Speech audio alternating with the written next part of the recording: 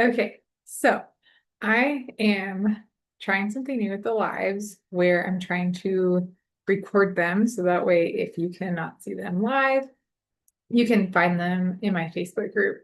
I am still unable to go live in my Facebook group because it has not been 60 days since I restarted everything.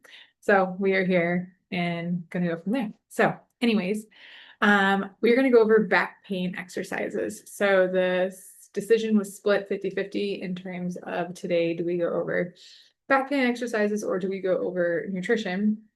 Since I already talked about nutrition on Tuesday, I figured today would be a great time to go over some back exercises. Plus, it's going to be a nice little warm up for me as I get ready to work out after this. So, if you are joining me live, you want to make sure that you have a block. This one has been eaten by Glenn when he was a baby, a yoga ball or lacrosse ball. And then you want something, whether it is a towel or a blanket or something to just kind of prop yourself up because we're going to use props for different exercises. So I'm going to go through a few and trying not to talk for too long. But just some of the ones I think are like the key foundational. If you have back pain, you should be mastering these exercises. Okay. So that's why we need all the props. All right. Now, when it comes to back pain, you are usually going to be somebody who has a posture of one or two ways. Posture one, where you're a little bit forward, where what that means is my pelvis is I'm rolled forward. This is super common for postpartum women because when we're pregnant, that's how we stand because of all that weight in the front. It's just kind of pulling us forward. Okay, but that just creates a lot of issues postpartum if we don't reestablish our core, our pelvic floor, our rib mobility, our pelvic mobility, all that. Because in this guy right here, our SI joint, you ever heard of it, kind of just gets smushed because our glutes get really tight and really clenchy. And then when this smushes, then this stuff kind of does wonky stuff. There's so much that goes wrong. Okay. So that's why some of these exercises are like super foundational, and you want to make sure that you can master these in order to really get rid of your back pain. Okay. Or if you have hip tightness too, like right now I'm sitting crisscross applesauce. You should be able to do this comfortably, and if you can't, then you need to either work with me or you need to find some things online to help alleviate that. Okay. So the very first one we're going to go through is back breathing. Back breathing is, again, I'm going to say this a lot, one of the foundational things for back pain because of what happens postpartum. And I don't have a skeleton with ribs, but basically what happens is because as baby is growing, baby kind of comes up, our organs, I should say, get shoved up, and then the rib cage kind of moves in order to adapt. And then what happens postpartum is those ribs don't always go back. Okay. And you hear a lot of people say belly breathing, belly breathing, belly breathing.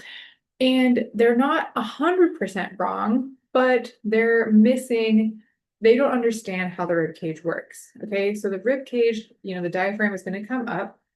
And when it comes up, those ribs should go forward, sideways, and backwards. So as you inhale, you should feel that expansion forward, sideways, and backwards. Think of it as like if somebody were to open an umbrella underneath your ribs, okay? When they open up that umbrella, it goes out, all right? A lot of women struggle with the back breathing. And if we don't get that posterior expansion or that movement in the back, then we get a lot of fascial restrictions and we get a lot of tension, a lot of tightness. And again, this is where things kind of domino in terms of this is wrong, this is wrong, this is wrong, this is wrong. Okay. So it's really important to start there. All right. So we're going to do one together and you're going to need your yoga block and potentially the blanket or a towel, depending on how flexible or inflexible you are, or if you're somebody who's in pain, how much pain you're in right now. Okay.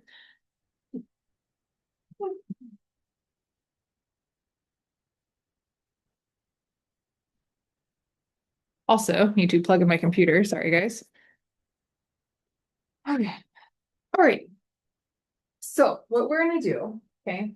Now, if you know me, you know I love wearing black, but I did try to wear a different color top just for you. Okay, so what you're gonna think about is you want to try and get in child's pose first, okay? And let me kind of just take this off. So you can see kind of how I'm moving.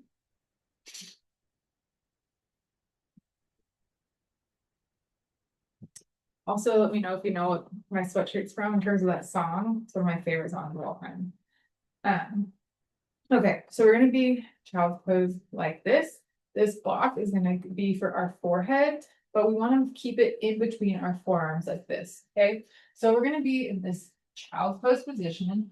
You want your elbows slightly in front of your shoulders. Okay, your palms are gonna be facing up.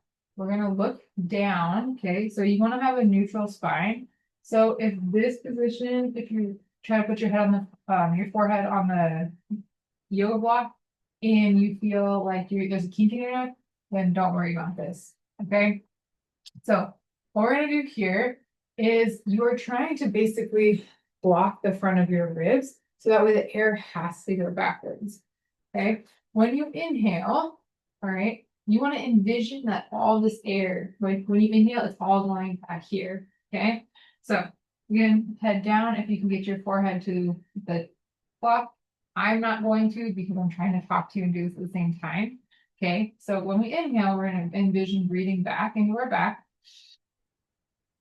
And you should feel your legs kind of blocking those ribs, which is going to also help force that air back. When you exhale, there's a slight squeeze with your forearms into that block, finding your pelvic floor. Okay. If you don't want to blow out candles, you can also do what's called a ha breath. And you can go.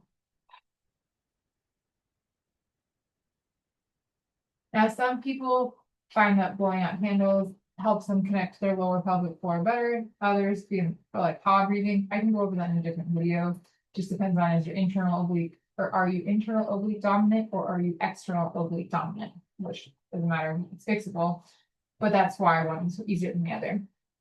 Okay, so back to this. So anyways, you're just gonna go ahead and as you inhale,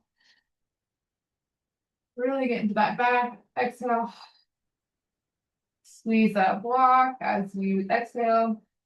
And then you're going to go through this about 5 times. When I give these exercises to my clients, I want them to spend 3 to 5 minutes on breathing because it really does start to open up the space. And then you can feel like you can take a deeper breath, you can sit better, you can move better, all of those things. Okay. So when you are focusing on back breathing, that's what you want to think about is a 4-second inhale. So really inhaling into the space back here. And then that ha exhale or blowing out candles, whichever one can help you feel the sequence of the pelvic floor, the lower abs, middle abs, upper abs. Okay, that's how your exhale should be. If that is confusing to you, I can do another live on that, or you can just message me. I have a bunch of freebies on that in terms of like resources, I should say. Okay, so that's the first exercise is back breathing. And the next exercise we're going to go through is going to be working on sideline breathing because again, those ribs need to move in order to take some of that pain away in the low back. And we just worked on back, so getting that expansion backwards. Now we're going to work side breathing, okay? There's a lot of different exercises you can do. I'm just going to show you the basics right now, and then maybe in another live I can show you some of the more advanced ones. But this is going to be the easiest one you can do, okay? So we're going to take a blanket, towel, whatever it is, and you're going to put this guy underneath your head because again, we want to try and keep our spine in as neutral position as possible. Okay, so we got that. And then, okay, so the shirt's still on. Okay, you can see here. All right, cool. And then this guy, oopsies, we're gonna put this guy underneath your ribs. So you're gonna find your ribs and then you're gonna lay on it, okay? So now you have this rib being blocked, okay? And we're gonna focus on breathing into these ribs, okay? And you've already practiced that back breathing, so you should be able to kind of get some back expansion there. But what you're gonna do here, the same thing, you're gonna take a big breath in breathing into your hand. And then exhale. Now I breathe into your hand again.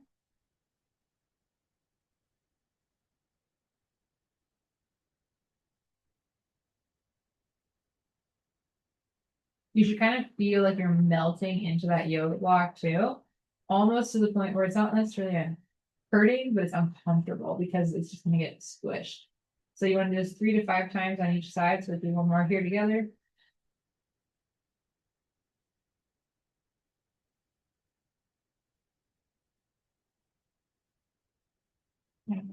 Okay. And then we would want to do both sides. So if you were somebody too that has back pain and you're like, I've tried all the stretches, blah, blah, blah, I can't figure it out. You might also have a rib flare. And then this exercise that we just did would be super great for the rib flare. And to find your rib flare, because I typically have a right-sided one, but since I've been doing stuff, it's better now. You would just kind of find your sternum, so like the end of your chest bone. Put your fingers there, find the bottom of those ribs, and you would just draw a line out. And even sitting here, if you are seeing myself in this camera, you can kind of see like this is the bottom of my right, this is the bottom of my left. My right one is still a little bit higher. That's okay. It's not as bad as normally is. A traditional rib flare is something like this. So if I would have shown you like pre doing these exercises, this is kind of what my rib flare looks like. And my right side is just stuck. Part of it is from the multiple knee injuries that I've had in the surgeries. I have a lot of weird mechanics.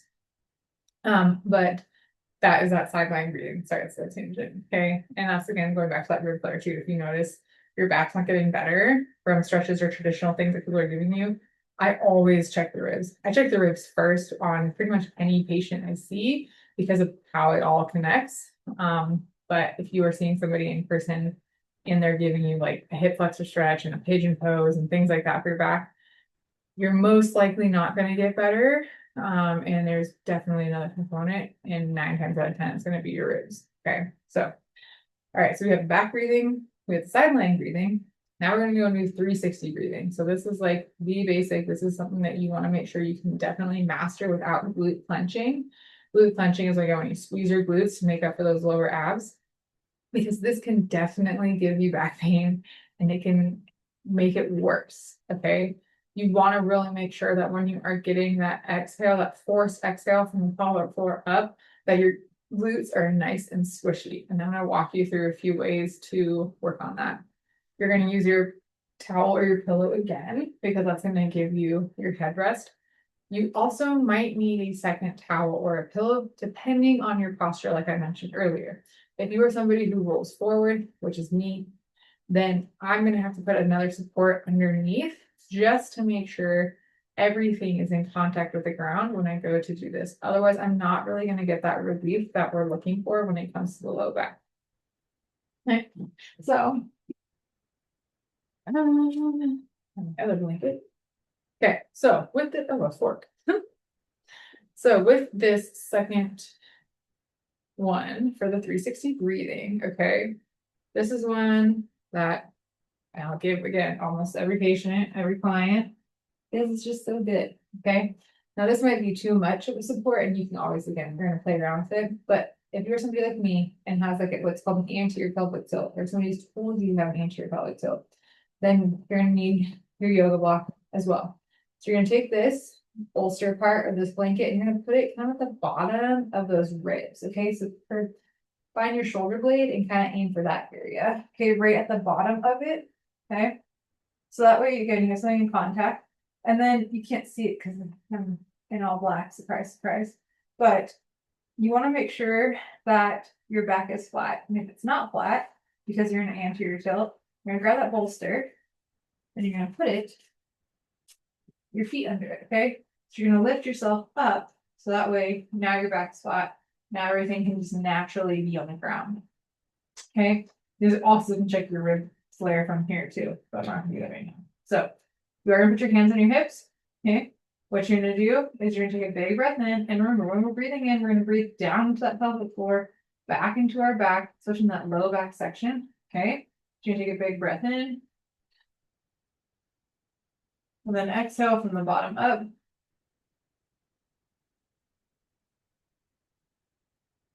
When I say bottom up, I mean from my pelvic floor up. So I should be ending up here. Okay, these do not start the exhale. It's down here. Okay, so do another one.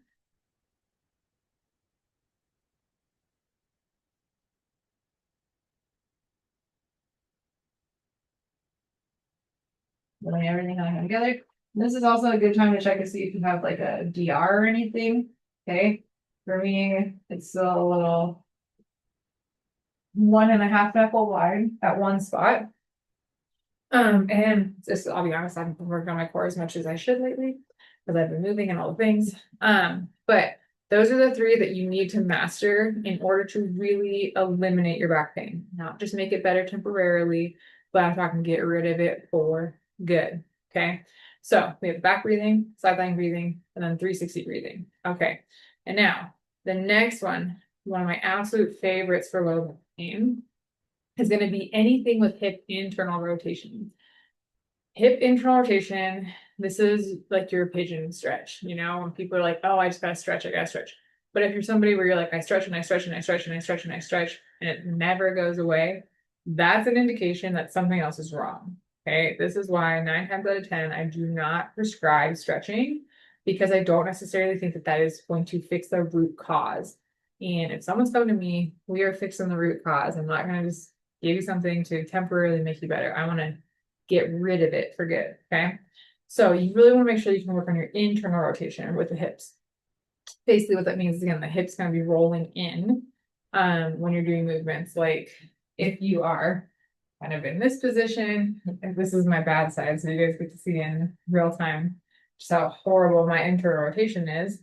But here, and then can you lift your ankle up, which I struggle strongly with this position. And again, this is my bad knee, so I've had 6 knee surgeries on the side.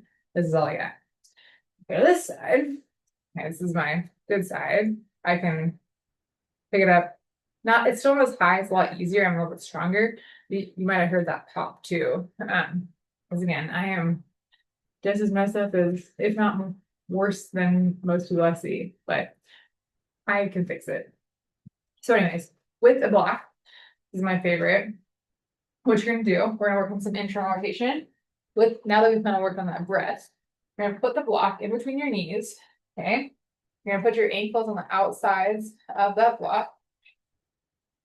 Okay. You want to make sure your hands are underneath your shoulders. And you're going to take that big breath into the back. And then as you exhale, kind of push the ground away, squeeze that block, find that pelvic floor and those low abs. And then you're just going to push through your armpits and kind of sit back over towards your feet as much as you can. Really, again, trying to isolate that low back. And if you do this correctly, you should feel it like right next to that sacrum. Okay. So let's wiggle it out. Move my feet a little bit more. Now that I have less tension back there, I take a big breath in. And then out. I'm pushing through my armpits as I sit back as far as I can, squeezing with my inner thighs, moving my ankles out to the side as much as I can, pushing through those armpits, those low abs are engaged, and I feel a really good stretch. Okay. And then when you come out of it, you can inhale out of it. You can kind of get out of it however you want. I always wiggle in the middle. You don't necessarily have to, but it's just something that I do. Okay, and then we'll do one more together. So big breath in. And then exhale.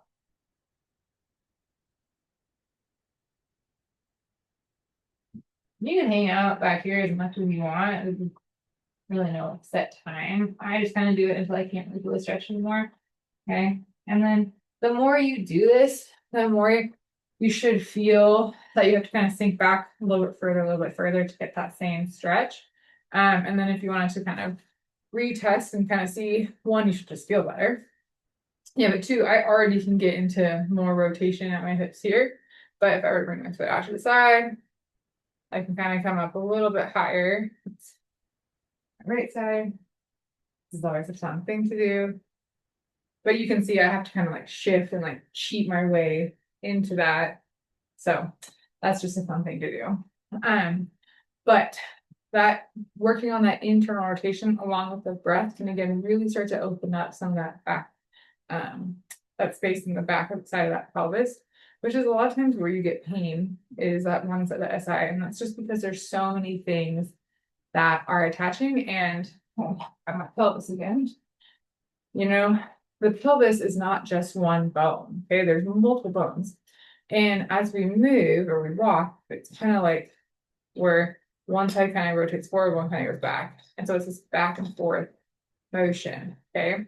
So whenever we get like one-sided tightness, it's generally like one side can't move as well, or the other side isn't moving, or you can be out like this, if you are a glute clencher, this is smushed, which then again can kind of flare the backside, so there's a lot of things that can go wrong. And that's why it's really important to just start with the basics. Start with the breathing, make sure that you can connect your core and pelvic floor, your diaphragm and your pelvic floor can kind of move together. You have that good rib mobility, you have some hip internal rotation. And then from there, you should start noticing that your pain is getting better, or in terms of when you do get the pain, it's not as intense. There's a ton of other things you can do for your back pain specifically, but those are some of the ones that I give to my clients all the time if they have back pain, where we start.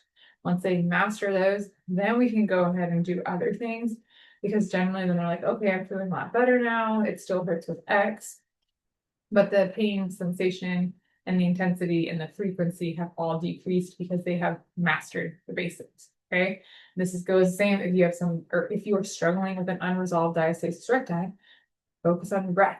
Okay. Make sure that you can, get that forced exhale and then do the assessment. How many fingers? How many like deep, or you're going to check width and then you'll check depth. Okay. So we really don't want to be one to two wide, really no more than two, and no more than like a knuckle deep. Okay. And again, I can do another live on that another time if that's helpful for you, but that's again, the breathing, the connection between the core and the pelvic floor, just so much for so many different ailments, but you've got to start there. You got to make sure you master that before you can move on to anything else. So hopefully this is helpful. If you need more information on this, I do have a resource for this thing specifically, so you can just send me a message or you can comment on this video. I'm not really sure what this is posting. I know this is an Instagram live right now. I don't know if this is on Facebook, because again, I think Facebook won't let me do lives just yet. But wherever this is and wherever you're seeing it, if you want that resource, just let me know. Instagram is the fastest way to get a hold of me, or you can join my Facebook group and we can go from there. All righty. Hope this is helpful.